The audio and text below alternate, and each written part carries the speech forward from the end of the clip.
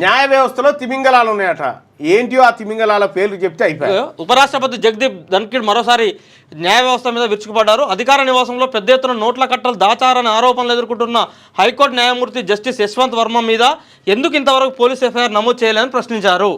ముగ్గురు న్యాయమూర్తులతో జరిపించిన విచారణకు ఎలాంటి చట్టబద్ధత లేదని వ్యాఖ్యానించారు. న్యాయమూర్తులతో జరిపించిన విచారణకు చట్టబద్ధత లేదు. దీనికి సుప్రీంకోర్టు జవాబు చెప్పాలి.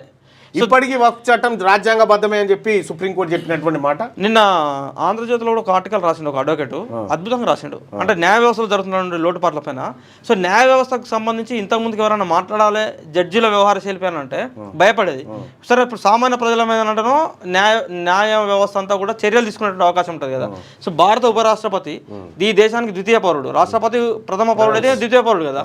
సో ఉపరాష్ట్రపతి ఈ రోజు న్యాయ వ్యవస్థలో జరుగుతున్న లోపాలపైన ఎత్తి చూపిండు. దమ్ముంటే చర్యలు న్యాయ వ్యవస్థ. విషయం ఏంటంటే న్యాయ వ్యవస్థ తయారైంది వాస్తవం, అట్లా ఈయన అనుడు కరెక్టు.